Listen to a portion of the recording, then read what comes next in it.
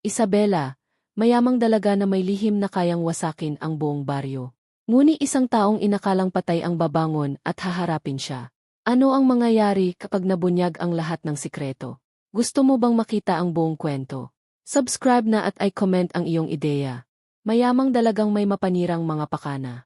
Hindi lahat ng ngiti ay totoo. At hindi lahat ng mayaman ay ligtas sa kasalanan. Sa unang araw na bumalik si Isabela sa baryong iniwan niya, dala niya ang halimuyak ng mamahaling pabango. At ang tunog ng gulong ng itim na SUV sa alikabok ng kalsada. Ngunit sa likod ng salaming tinted, may matang sanay magtago ng lihim. At pusong marunong maghintay. Matagal na siyang nawala. At mas matagal ang galit na iniwan niya. Sa baryong iyon, kilala pa rin ang pangalan ng kanyang pamilya. Ang malaking bahay sa dulo ng daan. Ang lupang sinasabi ng lahat na ninakaw sa mahihiya. Ahimik ang mga tao. Buhay ang bulungan. Bumalik na naman ang anak ng mga Montoya. May balak na naman siguro.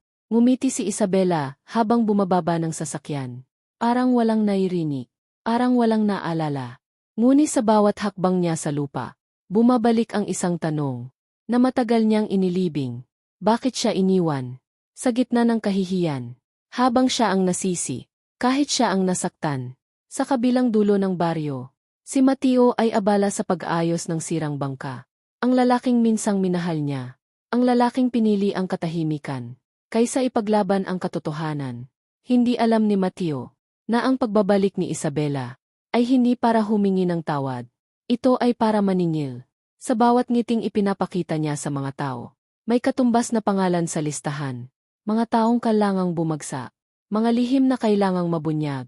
Kahit masira ang buong baryo. Sa gabi, habang nagdarasal ang mga matatanda, at tahimik ang mga bahay, nakaupo si Isabela sa balkonahe. Hawak ang lumang cellphone. Isang mensahe lang ang laman. Isang ebidensyang kayang magbabago ng lahat. Ngunit isang pangalan ang kulang.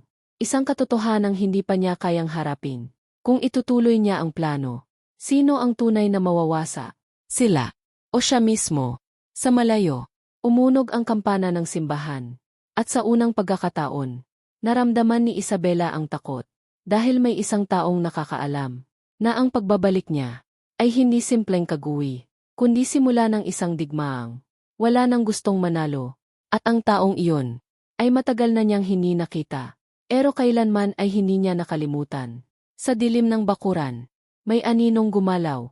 Isang hakbang, dalawang hakbang, dahan-dahan, parang sanay sa paghihintay. Humigit ang hawak ni Isabela sa cellphone. Tumibok ang dibdib niya. Hindi sa gali, kundi sa pangamba. Alam ko na ang binabalak mo. Isang boses ang pumutol sa katahimikan. Pause. Pamilyar. Napalingon siya. Asa ilalim ng ilaw ng poste. Lumitaw ang mukhang pilit niyang tinakasan. Si Aling Rosa, ang babaeng minsang nagsilbing katulong sa kanilang bahay. Ang babaeng sinisi, para mailigtas ang apelyido ng mga Montoya. Akala ni Isabela, wala na siyang lakas, wala na siyang tinik. Ngunit mali siya. Hindi mo alam ang buong kwento. Sabi ni Aling Rosa, habang nanginginig ang kamay. Matalim ang mga mata. Sa loob ng bahay, nakatulog ang lahat. Walang saksi. Walang makakarinig. At doon unang naramdaman ni Isabela na ang mga pakana niyang maingat na binuo ay may butas, may lihim na hindi kanya. Sa parehong oras, si Mateo ay nagising, pawis na pawis, parang may masamang panaginip o babalang hindi niya kayang balewalain. Lumabas siya ng bahay at sa malayo, nakita niya ang ilaw sa mansyon ng mga Montoya. Bukas, gising, parang may inaabangang unos. Sa mesa ni Isabela, nakalatag ang mga dokumento, mga kontrata, mga pangalan, mga kasinungalingang nilagdaan ng ama niya, at ng ama ni Mateo. Biglang bumukas ang pinto. Walang kaalam, walang katok. Sa sandaling iyon, nagtaggo ang mga matang. Parehong may dalang galit, at matagal na pagsisisi.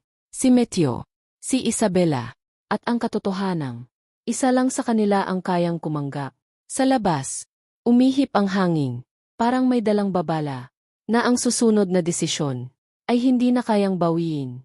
Sa katahimikan ng gabing iyon, may isang lihim ang handa ng lumabas. May kapalit, na walang sinuman ang handang bayaran. Ahimik silang nagkatitigan. Parang bumalik ang lahat ng taon. Napilit nilang tinakasan. Hindi ko alam na ganyan kalalim ang kasalanan nila. Mahina ang boses ni Mateo. Pero bawat salita, parang kutsilyong dahan-dahang bumabaon. Napatawa si Isabela. Isang maikling tawa. Walang saya. Walang gaan. Ngayon mo lang sasabihin. Ngayon nahuli na ang lahat. Sa labas, narinig ang yabag ng paa. Mabilis. Parang may naghahabol ng oras. Si Aling Rosa, nakasilip sa bintana. Nakita ang dalawa. At alam niyang dumating na ang sandaling. Inakaayaw niyang mangyay. Sa mesa, kumislap ang cellphone ni Isabela. May pumasok na mensahe. Walang pangalan. Isang larawan lang. Isang lumang litrato. 4 na tao. Nakangiti. Baka pa. Buhay pa ang mga pangara. Sa likod ng litrato, may petsang matagal nang binura sa alaala. Namutla si Isabela. Dahan-dahang naupo. Parang nawalan ng lakas. Hindi pwed. Bulong niya. Parang kinakausap ang sarili. Parang nagmamakaawa sa nakaraan. Lumapit si Mateo. Sinubukang hawakan ang kamay niya. Pero umatras si Isabela. Parang nasunog. Kung lalabas ito, sabi niya. Hindi lang sila ang mawawasa. Sa labas ng bahay, may huminto na sasakyan. Mabigat ang pinto. Malakas ang kagsara. Isang taong matagal nang nawawala. Ang bumalik sa baryo. May dalang tanong. May dalang gali. At may dalang katotohanang. Kayang sirain ang lahat. Sa sandaling iyon, napagtanto ni Isabela na ang mga pakana niyang akala niya ay kontrolado, ay hindi na kanya. At habang kapalapi ang mga yabag sa pinto, isa lang ang malinaw. Ang lihim na matagal niyang itinago, ay may sariling oras. Hindi na ito hihinto. Bumukas ang pinto. Dahan-dahan. Parang sinasadya ang bawas segundo. Pumasok ang isang lalaking may bakas ng pagod sa mukha. Sunog sa araw. Pero matatag ang tindig. Si Daniel, ang kapatid ni Isabela. Ang lalaking inakalang patay na. Sa isang sunog na sinisirin sa mahihirap, napatayo si Isabela. Parang tinamaan ng kidla. Nawala ang lahat ng handa niyang salita. Akala mo tapos na. Malamig ang tinig ni Daniel. Walang gali. Mas delikado ang kawalan nito. Napaatras si Mateo. Dahil sa sandaling iyon, naunawaan niyang, hindi lang isang kasinungalingan ang bumabalot sa baryong iyon. Lumabas si Aling Rosa. Mula sa dilim. Hawak ang lumang sobre. Kupas. Mahigik ang kapit. Panahon na. Sabi niya. Arang dasal. Arang hatol. Inilapag niya ang sobre sa mesa. Kasabay ng pagpatak ng ulan sa bubong. Sunod-sunod. Parang bumibilang ng kasalanan. Sa loob ng sobre. Mga dokumentong hindi dapat umiral. Mga pirma. Mga kasunduang binuo sa takot at pera. At isang liham. Sulat kamay. Mula sa isang taong hindi kailanman nabigyan ng boses. Nang mabasa ni Isabela ang unang linya, nanginig ang buong katawan niya. Hindi ito laban para sa paghihiganti, kundi para sa katotohanan. Siya mismo ang piniling kalikuran. Sa labas, dumami ang mga ilaw, mga tao, mga bulong. Ang baryong matagal ng kahimik ay unti-unting nagigising. At sa gitna ng lumalakas na ulan, nakatingin si Isabela sa 3 taong nasa harap niya.